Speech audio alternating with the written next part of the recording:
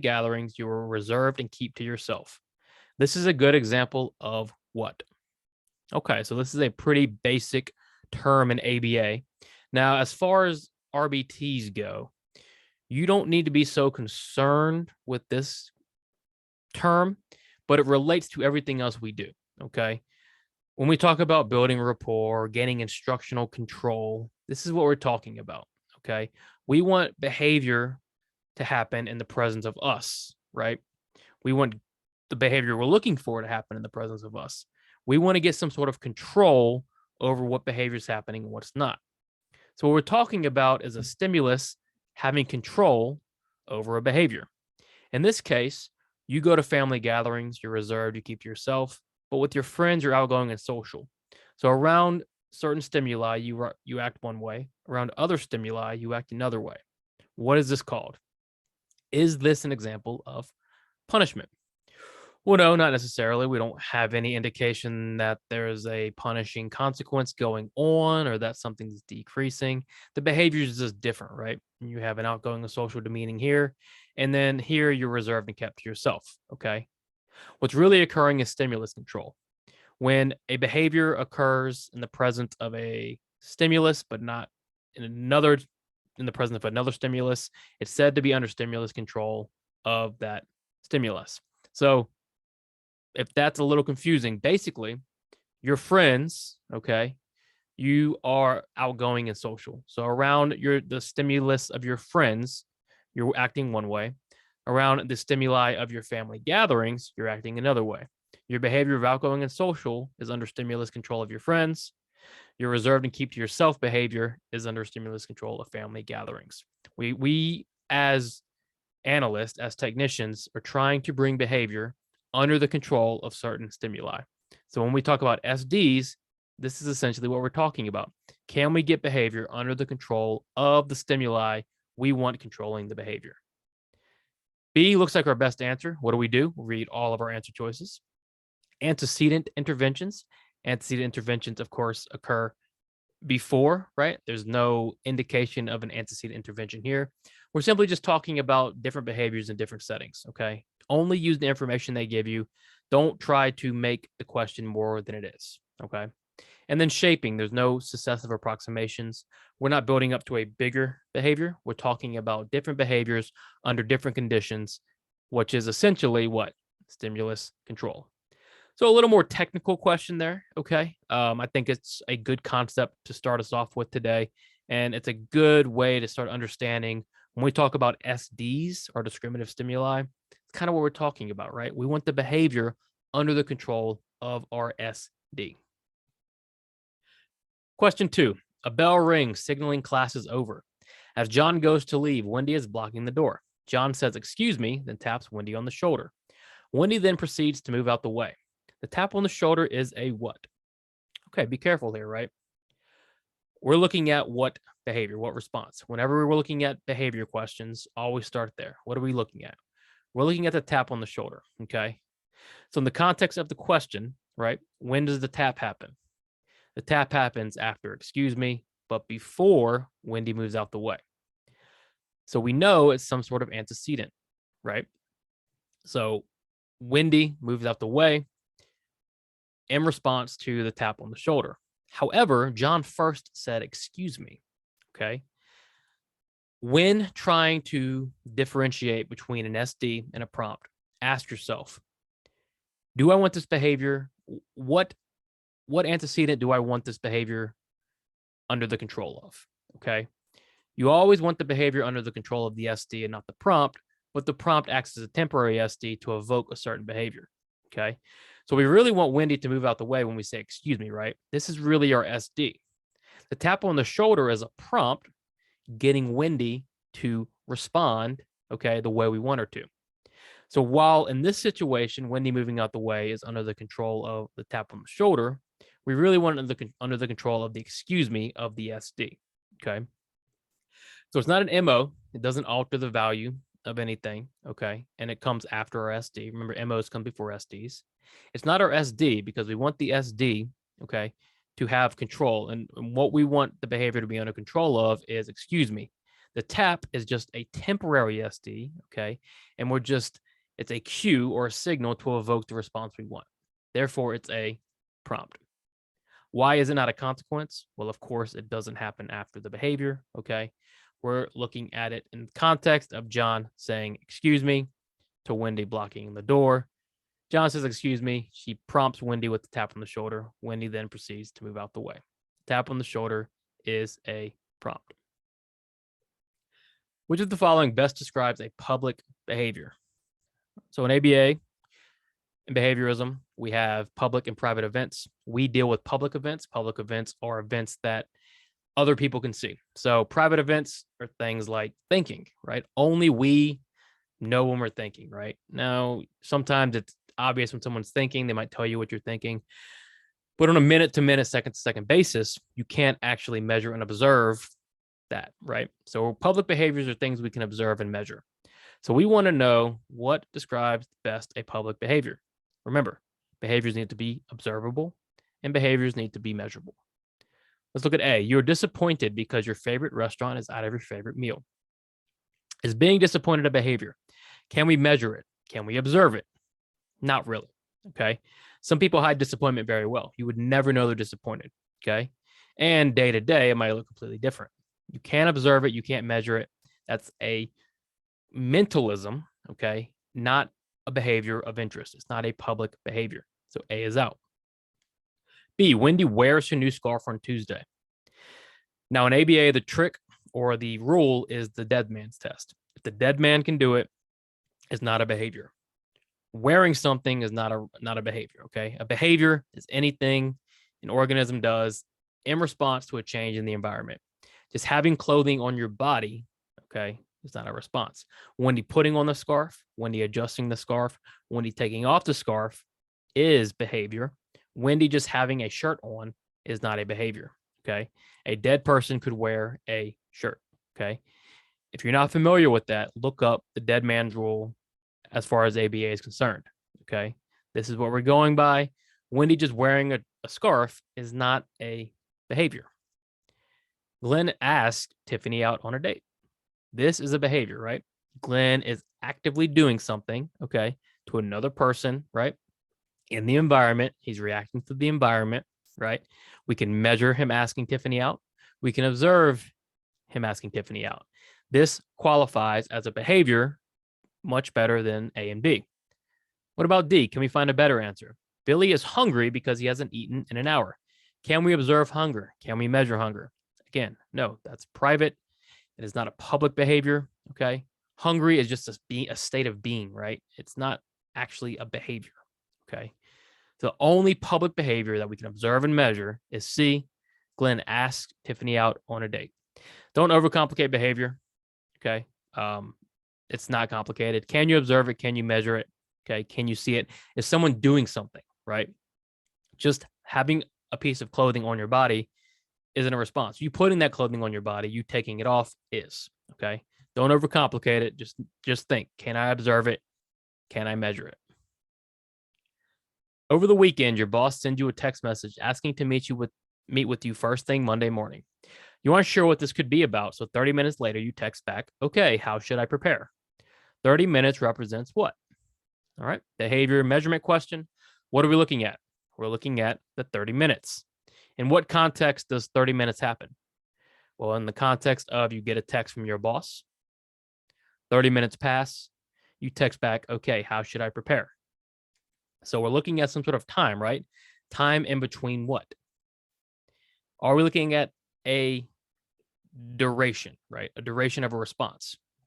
No, there's no response, okay? We're looking at time in between an SD and a response, the SD being the text from your boss, the response being your text back, but we're not actually measuring how long it took you to type the text, okay? How long you actually had that response, all right? So we're not looking at duration. Be very careful. Latency, what is latency? Latency is the time in between an SD and a response. The SD here is your boss sends you a text message.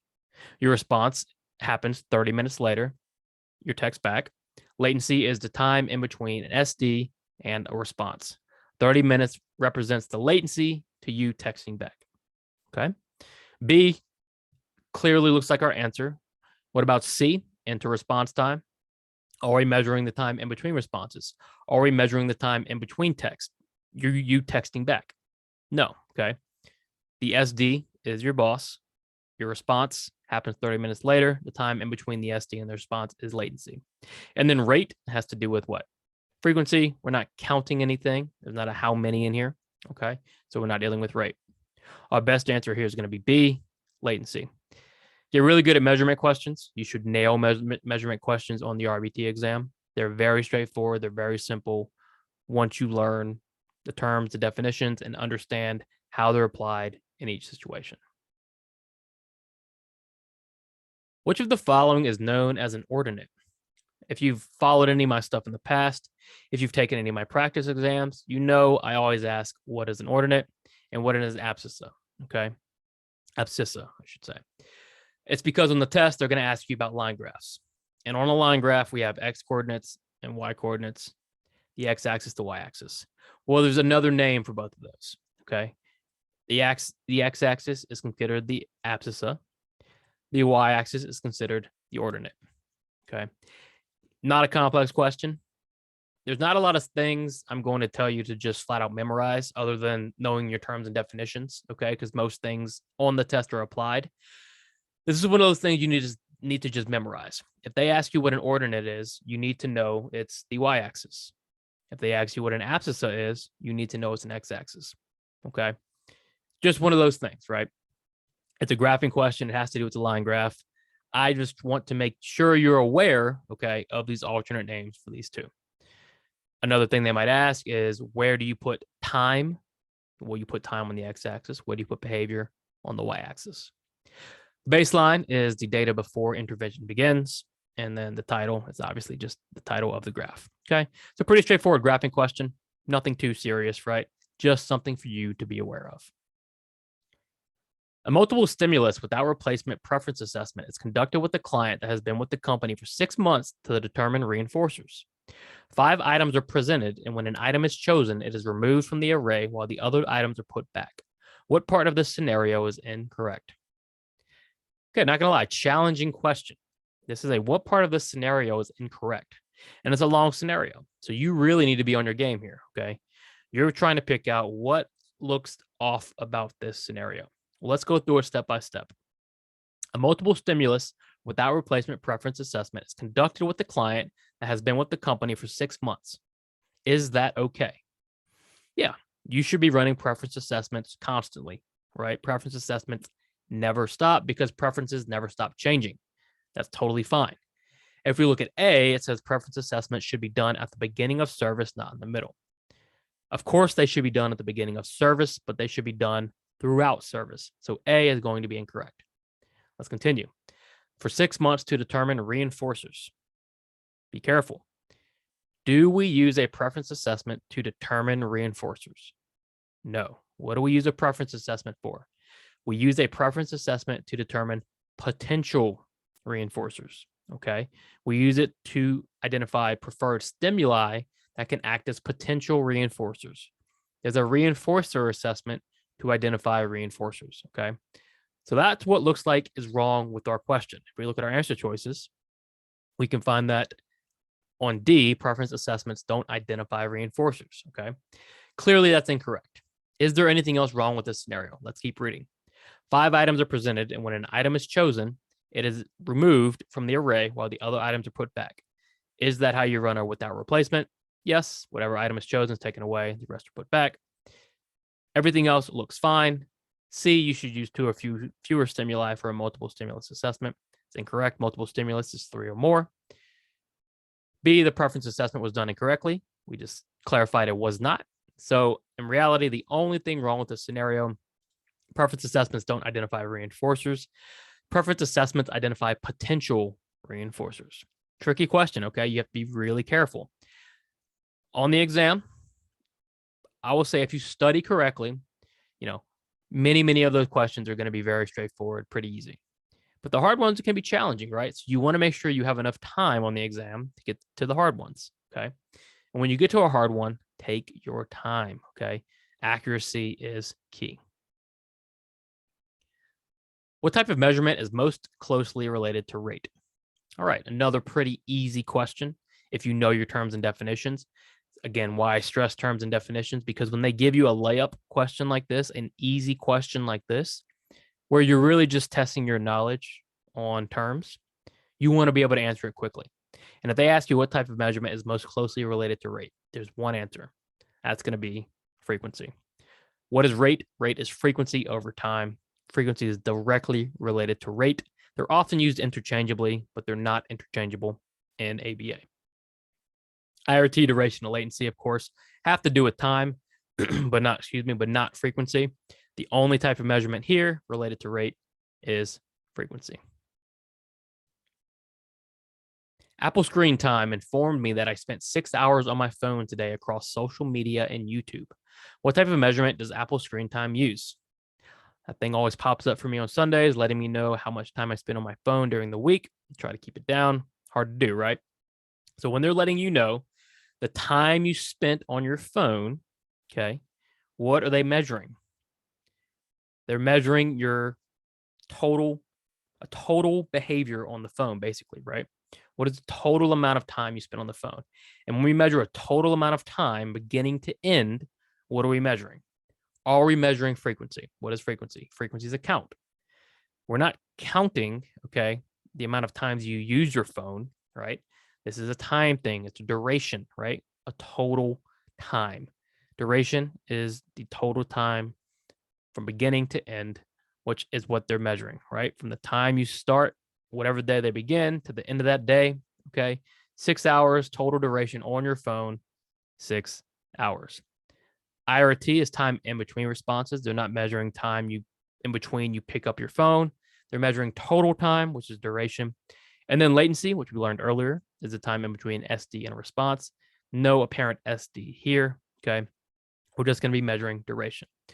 Again, duration measurement is not tricky unless you let it be tricky, okay? Hammer it home, really get good at measurement, okay? And you'll be amazed at how much easier these questions become. So our answer here is duration. Which of the following is not an antecedent? What is an antecedent? An antecedent is what occurs directly before the behavior. It occurs before the behavior. We're looking for something that's not an antecedent. If it's not an antecedent, it's going to be probably a consequence, right? What happens after the behavior? Is a motivating operation an antecedent? Absolutely. A motivating operation comes before the SD. It alters the value of a consequence. It's an antecedent. Is a discriminative stimuli an antecedent? Absolutely. This is our SD. It signals a consequence is available. A prompt, does it come before a behavior? Yes, it is an antecedent. It comes after the SD, before the behavior. It cues or signals the correct response.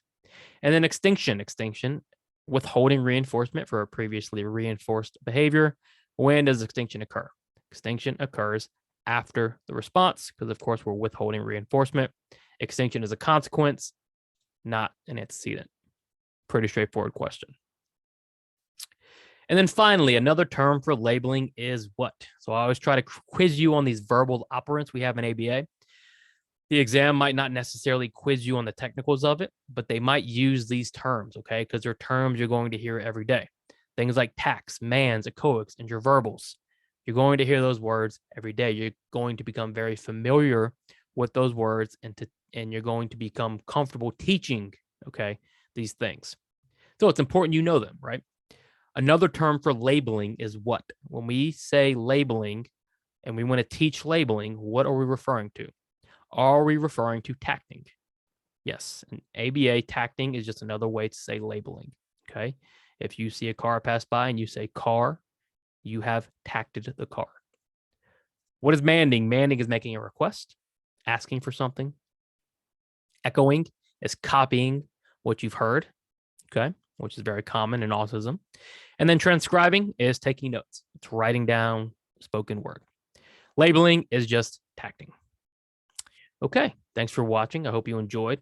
Remember to check out all of our study materials at rbtexamreview.com. 3 practice exams, a task list study guide, and the combo pack. If you have any questions, please let me know. Keep working hard. Keep studying hard. I'll see you soon.